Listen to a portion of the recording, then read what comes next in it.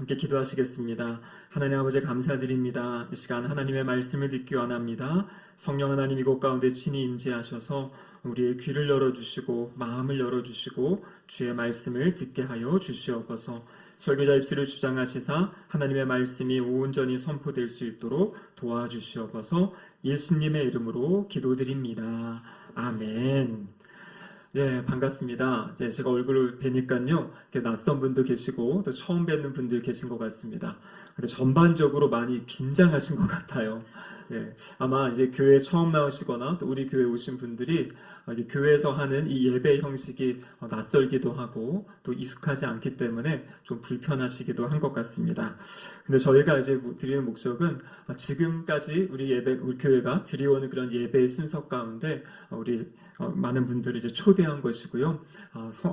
예수님을 믿는 사람들은 이렇게 주일날 예배를 드리는구나, 이것을 또 경험해 보시는 그런 시간이 될 것 같습니다. 예, 오랜만에 나오신 분도 계신 것 같고요. 또 지난 5월 18일에 또 나오셨다가 또 다시 이제 10월 달에 나오신 분도 계시고 또 처음 우리 신결동교회를 방문하신 분도 계신 것 같습니다. 모두 다 주님의 이름으로 사랑하고 축복합니다. 여러분들이 이곳까지 오기 위해 우리 성도님들이 참 많이 기도하셨고요. 또 여러분들에게 연락도 하시고 또 이렇게 섬기신 줄로 압니다. 그래서 이곳에 오신 것은 정말 우연이 아니라 하나님께서 여러분의 발걸음을 이곳으로 한 분 한 분 옮겨주셨음을 믿습니다. 이 시간에는 제가 하나님의 말씀을 통해서 하나님이 우리를 얼마나 사랑하시는지 하나님의 사랑에 대한 그런 이야기를 나누려고 합니다. 하나님의 사랑을 나누기 전에 먼저 한 아버지의 감동적인 이야기를 함께 나누고 싶습니다. 혹시 팀 호잇이라는 그런 팀을 들어보신 적 있습니까? 아마 사진을 한번 보여주시면 안다라고 생각하시는 분들이 계실 겁니다. 바로 아버지가 이 장애가 있는 아들의 휠체어를 끌고 달리기를 하던 그런 이야기입니다. 저 장면은 이제 아이가 어릴 때이고요. 그 다음 사진을 보시면 이제 성인이 되어서까지 저렇게 아버지와 아들이 함께 달렸던 이야기입니다. 한 10여 년 전에 우리나라에 소개가 되어서 또 많은 영상들을 통해서 또 보시고 또 감동을 받으신 분도 있고요. 또 아마 지금 처음 접하신 분도 계실 것입니다. 저 아버지의 아들은요, 이 태어날 때 이 탯줄이 목에 감겨가지고 잠시 동안 이렇게 뇌에 산소가 공급이 되지 않아서 중증 장애를 얻게 되었습니다. 그래서 말도 할 수 없고요, 몸도 자기 스스로 움직일 수 없는 그러한 장애를 갖게 되었어요. 그래서 이 아이가 8개월이 됐을 때 의사는 부모에게 이 아이는 이제 그냥 식물인간으로 누워서 살 수밖에 없습니다. 이 아이를 좀 포기하십시오라고 이렇게 이야기를 했지만 이 부모는 이 아이는 사랑하는 나의 아들입니다. 그러면서 이 아이를 사랑으로 양육하기 시작합니다. 이 미국 사람들인데요, 미국에서 기술이 발전해서 이 눈을 깜빡깜빡하면서 이렇게 컴퓨터 자판을 찍을 수 있는 그런 기술이 개발되었다 그래요. 그래서 이 아들은 말을 하지 못하는 아들인데 그 눈을 깜빡이는 것을 통해서 컴퓨터 모니터에다가 자기의 의사를 표현하는, 얼마나 그 과정까지 힘들고 어려웠겠습니까? 근데 이 아들이 그것을 습득하게 되고요. 그 눈으로 이 쓴 내용이 무엇이냐면 아빠, 나도 달리고 싶어요 라는 그러한 글을 썼다 그래요. 아버지가 그 글을 보는 순간 이제 아버지의 삶이 완전히 변화가 된 것이에요. 아버지가 달리기를 연습하고 준비하고요. 그래서 저 아들을 휠체어에 태우고 그 아들을 데리고 달리기를 시작을 하였습니다. 처음에는 그냥 단거리, 이 동네에서 자그마한 그런 경기에 참석했는데요. 하다 보니까 이 아들이 뭐라고 고백하냐면 아빠랑 함께 달릴 때 내 몸에서 이 장애가 사라진 것 같아요. 내가 장애인인 것을 정말 잊어버리는 것 같아요.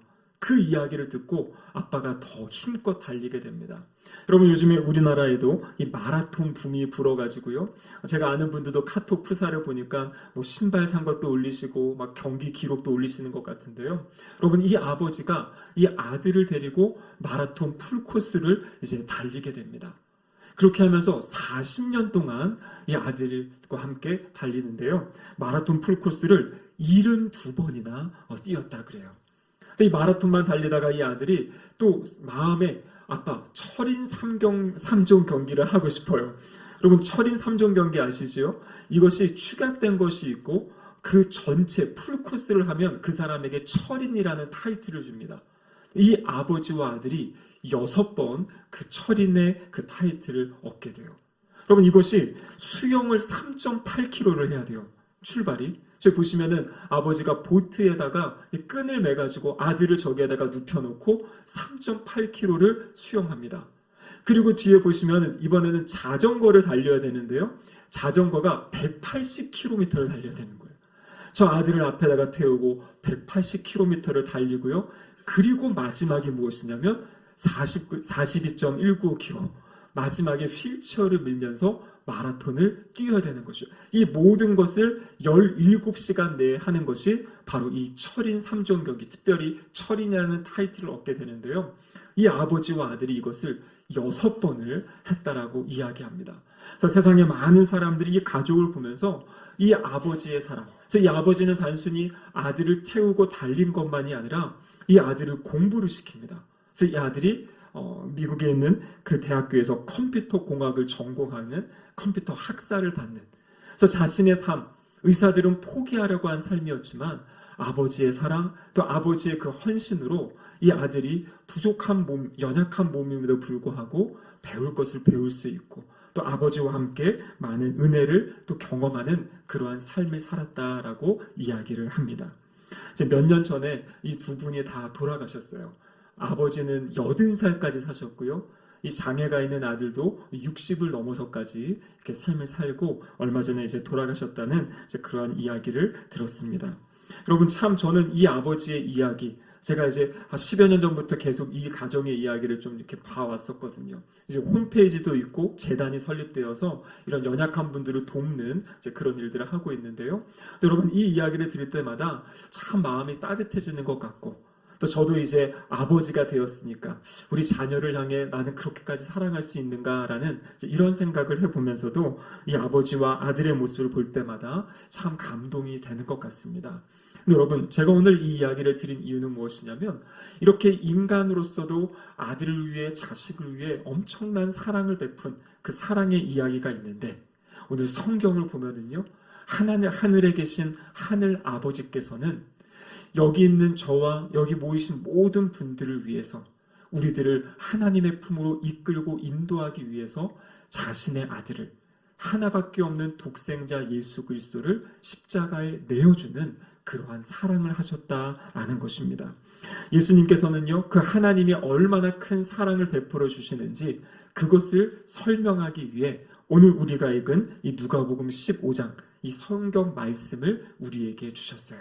예수님이 비유의 이야기를 통해서 하늘 아버지가 어떠한 좋으신, 얼마나 좋으신 하나님이신지를 말씀해 주셨는데요. 오늘 그 내용을 잠시 함께 나누도록 하겠습니다. 예수님의 비유의 이야기가 11절과 12절에 보시면 이렇게 시작을 합니다. 또 이르시되 어떤 사람에게 두 아들이 있는데 그 둘째가 아버지에게 말하되 아버지여 재산 중에서 내게 돌아올 분깃을 내게 주소서 하는지라. 아버지가 그 살림을 각각 나눠 주었더니. 여러분, 이것이 무엇입니까? 한 아버지가 있었습니다. 근데 그 아버지에게 두 아들이 있었는데요. 둘째 아들이 아버지에게 요청하는 거예요. 뭐라고 이야기하냐면 아버지, 이제 아버지 돌아가시고 나면 우리에게 주실 유산 있잖아요. 그거 저에게 먼저 주세요. 여러분, 이 당시에 지금도 여러분 아버지가 살아계시는데 유산 달라고 하면 그것을 기뻐할 아버지가 어디 있겠습니까? 그런데 여러분, 이 당시에는 생각도 할 수 없는 이 고대 시대의 이야기입니다. 이것은 무슨 말이냐면 아버지는 이제 필요 없어요. 아버지 필요 없고 그냥 저에게 돈 주시면 제가 그 돈 가지고 저 혼자 잘 살아보겠습니다 하면서 지금 아버지께 독립선언을 하는 그런 모습을 보여주고 있는 것입니다. 여러분, 근데 놀라운 것은 무엇이냐면 이 아버지가 그 둘째 아들의 이야기를 들어요. 그리고 둘째 아들이 원하는 대로 해주는 그러한 모습을 오늘 성경은 우리에게 보여주고 있습니다. 여러분, 이곳에 있는 예수님이 이야기하시려던 것은 무엇이냐면 이 땅에 있는 많은 사람들이 우리를 창조하신 하늘 아버지, 우리의 창조되신 하나님을 떠나 살아가는 모습을 이 말씀을 통해서 우리에게 보여주고 있는 것이에요. 여러분, 하나님을 떠나 살아가는 사람들, 또 우리들 하나님을 믿는다는 사람들도 가장 소중하게 여기는 것이 무엇입니까? 바로 돈이지요. 뭐니 뭐니 해도 머니다. 이렇게 요즘 많이 이야기하죠. 그런데 한국 사람들은 그것이 더 다른 나라보다도 심한 것 같아요. 제가 얼마 전에 한 자료를 보았는데요. OECD 17개 나라 이 사람들에게 설문을 조사한 겁니다. 당신의 삶에 가장 의미 있는 것이 무엇입니까? 당신이 가장 소중하게 여기시는 것이 무엇입니까? 라고 했을 때요. 미국이나 영국, 일본, 독일, 싱가포르 대부분의 나라 가장 소중하게 여기는 것이 무엇이었겠습니까? 가족이에요. 가족. 가족이 제일 소중하다라고 대답했는데요. 그 17개 나라 중에 유일한 한 나라, 다른 것을 이야기한 나라가 있어요. 어느 나라였겠습니까? 우리나라였죠? 무엇을 이야기했겠습니까? 재물, 돈이었다 그래요. 그래서 우리나라는 가족이 어디냐면 세 번째입니다. 다른 나라는 다 가족이 우선이고 그 뒤에 재물도 있고 취미생활도 있는데요. 우리나라는 참 독특해요. 그래서 우리나라는 재물이 첫 번째고 가족은 이제 세 번째다. 아마 이것이 이제 오늘날 이제 우리 사회에 많이 이렇게 반영되는 그런 모습인 것 같습니다. 여러분, 그래서 우리나라가 많이 성장하지 않았습니까? 많이 발전했어요. 정말 세계 나가보면 우리나라의 그 위상을 느낄 수 있게 되죠. 여러분, 그런데 우리가 돈이 많아졌다고 해서, 나라가 경제적으로 부유해졌다고 해서, 우리의 삶이 편리해졌다고 해서 우리의 삶이 행복해졌습니까? 어제도 저녁에 저희 아내랑 이야기하는데요. 우리 주변에 참 많이 우리를 도와주는 도구들이 있는데, 어떻게 보면 우리의 시간을 더 단축시켜주고 편리한 것들이 있는데, 근데 우리의 삶은 왜 이렇게 바쁘고 분주하고 더 쉼이 없는가? 예전에 비해서는요, 우리의 시간들을 줄여주는 많은 도구들이 있어요. 가정에서도 그렇고. 그런데 우리는 더 바쁘고 더 분주한 삶을 살아갑니다. 근데 여러분, 그 결과가 우리의 삶을 풍성하게 하지도 못하고요, 우리를 행복하게 하지도 못하고 우리를 자유롭게 하지도 못하는 것 같아요. 여러분, 우리나라 많은 것 1등 하는 것 있죠. 그 중에 하나가 무엇입니까? 이 삶이 너무나 힘들고 어려워서 자신의 생명을 자신이 끊는 그러한 것도 우리나라는 가장 많아요. 근데 그 중에 특히 우리 청년 세대, 청소년들까지도 그런 삶의 어려움들을 이야기하고 있는 것입니다. 그럼 오늘 보면요, 둘째 아들도 처음에 참 좋았습니다. 아버지가 주신 돈이 있으니까요, 그 돈을 가지고, 물질을 가지고 자기가 모든 걸 할 수 있다고 생각했어요. 돈이 있으니까 주변에 사람들도 모이고요, 취미도 즐기고 다양한 것을 했는데요. 근데 여러분, 그 삶의 목적과 목표가 희미하게 되니까요, 그 돈이 더 이상 그에게 남아있지 않게 돼요. 그래서 오늘 성경 말씀에 보면 먼 나라에 가서 허랑방탕하여 재산을 낭비하였다. 근데 설상가상으로 재산을 잃은 상황에서 그 있던 지역에 이제 기근이 들게 되고요, 먹을 것이 없어지는 거예요. 여러분, 우리가 살아가다 보면 나의 잘못 또 나의 실수, 그런 것으로 어떤 어려움에 처하는 것도 있지만, 이 상황적인 어려움 때문에, 내가 어떻게 건들 수 없는 외적인 문제 때문에 또 어려움을 만나게 되는 그러한 경우들이 있죠. 근데 이 사람은 너무나 절망의 상황까지 내려가게 되는 겁니다. 이 사람은 유대인이거든요. 유대인들에게 돼지는 부정한 짐승이에요. 돼지를 먹지도 않고 돼지를 치지도 않습니다. 근데 이 사람의 삶이 너무나 힘들고 어려워지니까 이제 돈 다 잃어버리고 이 돼지를 치는 그러한 비참한 처지에 처하게 됩니다. 먹을 것이 없어가지고 돼지가 먹는 열매를 먹고자 하지만 그것조차 주지 않아요. 그러니까 자신이 모든 걸 할 수 있다, 모든 것이 나는 가능하다라고 생각했지만 결과는 굶주림과 고통과 버림받음이었습니다. 여러분, 이 땅에 많은 분들이 그래요.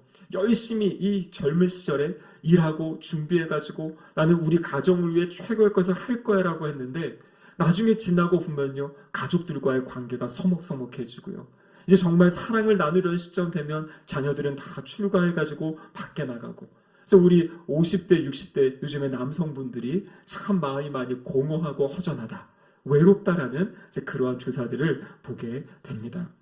여러분, 그렇습니다. 우리의 삶은요, 이 땅의 것으로 우리가 채워질 수 없는 그 많은 것들이 있어요. 내가 아무리 열심히 또 아무리 정말 노력하며 살아도 마지막 돌아보면 나의 삶에 무엇을 이룬 것인가 라는 그런 의문을 가질 때가 많다라는 것입니다. 그런데 여러분, 이러한 이 아들의 삶에 하나님이 은혜를 주셨어요. 어떤 은혜를 주셨냐면, 자신의 아버지의 집을 생각나게 하셨어요. 생각해 보니까요, 자기는 지금 이 돼지가 먹는 열매도 먹지 못하는 상황인데 아버지의 집에 있는 품꾼들은 풍성히 먹는다라는 것을 자기가 알고 있던 거예요. 그래서 이 아들에게 깨달음이 있는 것입니다. 내가 지금 나의 이 삶을 내려놓고 아버지께로 돌아가야겠다. 나의 집으로 돌아가야겠다.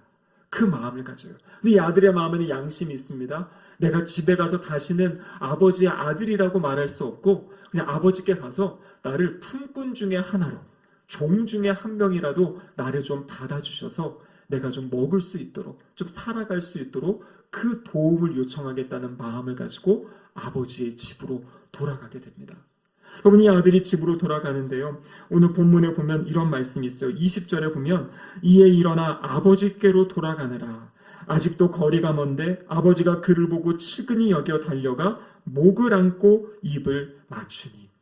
여러분, 이 아버지, 아들이 떠난 이후에도 계속 이 아들을 기다리고 있었어요.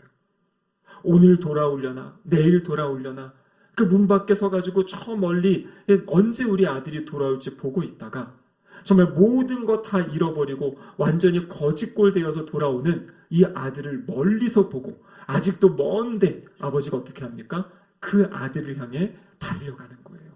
그리고 그 아들의 목을 감싸고요, 그 아들의 입을 맞추면서 그 아들을 환영해주는 그런 모습을 보여줍니다.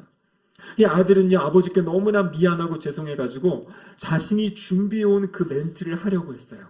아버지의 품꾼이라도 저를 좀 받아주세요라고 하는데요, 아버지는요, 이 아들의 이야기를 듣지 않습니다. 그냥 듣지도 않고요, 종들에게 명령을 하는 거예요. 뭐라고 명령합니까? 좋은 옷을 가져와라. 이 아들에게 끼워줄 이 반지, 가락지를 가지고 와라. 그리고 이 아들에게 신겨줄 신발을 가져와라. 그리고 우리 오늘 잔치하자, 잔치 베풀자. 그러면서 이 아들을 받아주는 이런 모습을 보여줍니다. 여러분, 우리가 생각할 때 그 많은 재산을 다 탕진하고 돌아왔으면요, 어떻게 하고 싶어요? 야, 너 그거 다 쓰고 돌아왔냐? 남은 건 없냐? 왜 이 거지꼴로 돌아왔냐? 하면서 이제 막 혼을 내고, 물론 아버지가 사랑하더라도 그럴 것 같은데, 여러분, 이 아버지의 모습은요, 이 아들을 정죄하지 않아요. 이 아들에게 물어보지 않고요, 그냥 이 아이들을 있는 그대로, 있는 모습 그대로, 네가 집에 돌아온 거 참 잘한 것이다 하면서 이 아들을 품에 안아주는 그러한 아버지의 모습을 보여줍니다. 여러분, 아버지는요, 단순히 이 아들을 용서한 것만이 아니에요. 여기 옷을 갈아입혔다 이렇게 하는데요, 여기 옷이라는 것은 겉옷입니다. 그러니까 이것은 지금까지 입고 있던 다 이제 누추해진 그 모든 것을 벗어버리게 하고요, 아버지가 이에게 새로운 옷을 입혀주는 거예요. 더 이상 종으로 다른 사람 종살이하지 말고 이제 나의 아들로 살아가는 거다 하면서 그렇게 옷을 입혀줍니다. 손에 가락지를 끼워준다라는 것은요, 이 당시 사람들은 이 가락지가 도장, 이 인장의 역할을 했거든요. 어떤 중요한 일을 하고 거기에다 이제 확인을 할 때, 도장을 찍을 때 가락지. 이건 무엇이냐면 아들에게 아들의 권세를 회복시켜주는 것이에요. 그냥 돌아온 아들이 아니라 나의 재산, 나의 것을 가지고 이것을 가지고 행할 수 있는 권세 있는 아들이라는 것을 주변 사람들에게 다 보여주는 것이에요. 아마 이 아들은 처음에는 신발을 신고 갔지만 신발도 잃어버리고 온 것 같아요. 왜냐면 이 당시에는 이 주인이나 신발을 신었지 이 종들, 노예들은 신발이 없었거든요. 근데 아버지는요, 이 아들에게 신발을 신겨주면서 너는 이 집의 주인이다, 나의 아들이라는 것을 확인시켜주는 겁니다. 그러니까 아버지는요, 어떤 특별한 말이 없어요. 그냥 품어주시고 그를 안아주시고 그 다음에 행동으로써 이 아들이 정말 나의 아들이다, 이 아들이 바로 나의 가정을 이을 아들이라는 것을 보여주는 그 아버지의 사랑의 모습을 보여주고 계십니다. 여러분, 그런데요, 예수님이 이 비유를 하신 이유는 무엇이냐면 바로 우리가 믿는 하늘 아버지, 하나님이 어떠한 분이신지를 이 비유를 통해서 가르쳐 주시는 겁니다. 우리 모두는 하나님을 알지 못하고 살아가는 사람들이었어요. 하나님을 떠나 살아가는 사람들이었습니다. 나의 힘으로 살 수 있다 생각했고요, 나의 능력으로 살 수 있다 생각하며 살아왔고 살아가고 있습니다. 그런데 여러분, 분명히 아셔야 될 것은 우리를 만드신 분이 계세요. 우리를 이 땅에 보내신 분이 계시고요, 우리가 이 땅에 어떻게 살아가면 좋을지에 대해서 말씀해 주시는 분이 계십니다. 그분이 바로 누구냐면 하늘에 계신 하나님 아버지세요.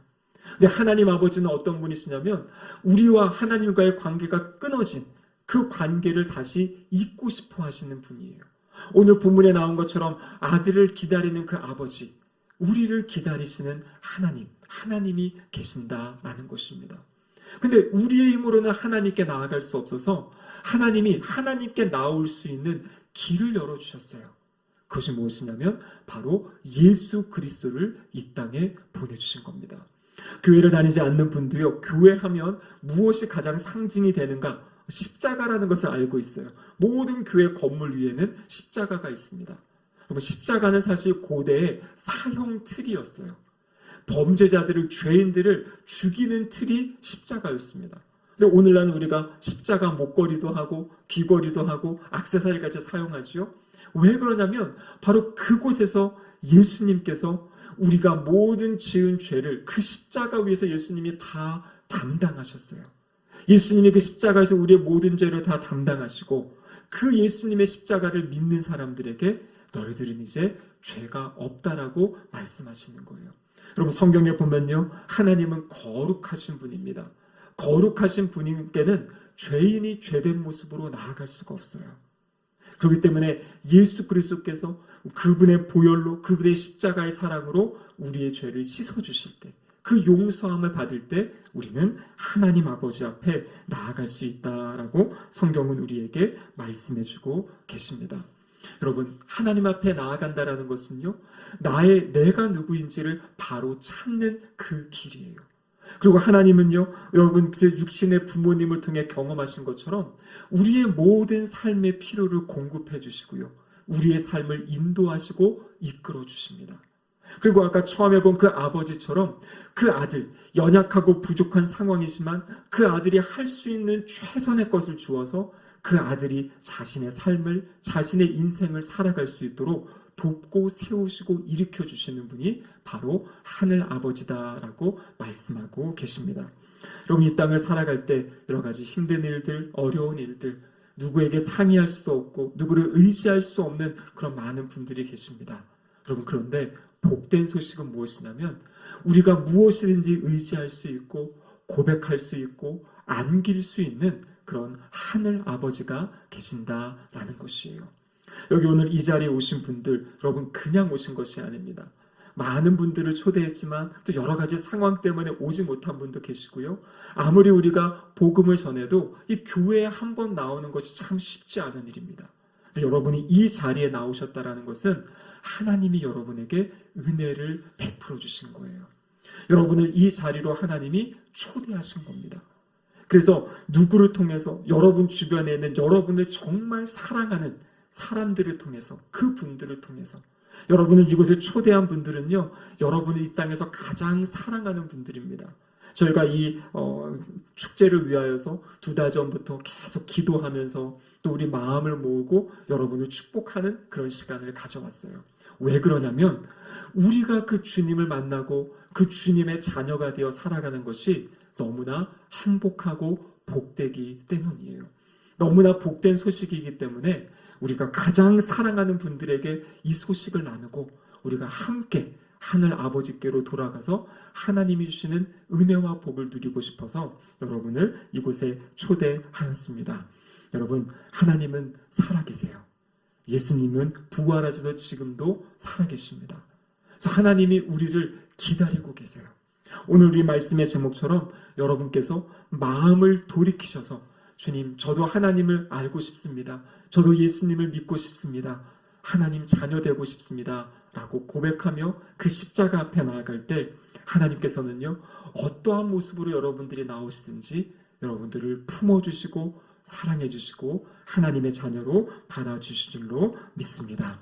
여러분, 제가 정말 간절히 말씀드리는데요, 꼭 예수님 믿고 구원받아 하나님 자녀 되시고요, 하늘로부터 오는 그 신령한 은혜, 이 땅에서 누릴 수 없는 아무리 많은 재물, 아무리 많은 관계, 아무리 많은 취미생활을 통해서 채워지지 않는 여러분 속에 있는 가장 중심의 그 공허함과 허전함, 그것은 오직 하나님만이 채워주실 수 있습니다. 그 하나님의 사랑, 하나님의 은혜를 누리며 살아가는 모든 분들 되시기를 주님의 이름으로 축복합니다. 아멘. 시간 함께 기도하겠습니다. 사랑의 하나님 아버지, 이 시간 저희는 하나님을 떠나 살던 삶을 고백합니다. 이제 하나님 아버지께로 돌아가고 싶습니다. 예수님께서 저 대신 죄를 지시고 십자가에서 죽으시고 부활하셨음을 믿습니다. 저를 용서하시고 받아 주옵소서. 아버지의 자녀로 삼아주시고 새로운 삶을 살아가는 은혜가 있게 하여 주시옵소서. 오늘 이 자리에 모인 모든 사람들 하나님을 믿는 믿음이 있게 하시고 하나님의 사랑을 경험하는 은혜의 역사가 있게 하시사 앞으로 주님 전에 나와 주님을 만나고 주님을 배우고 주님을 예배하는 거룩한 주님의 사람들 되게 하여 주시옵소서. 예수님의 이름으로 기도드립니다. 아멘.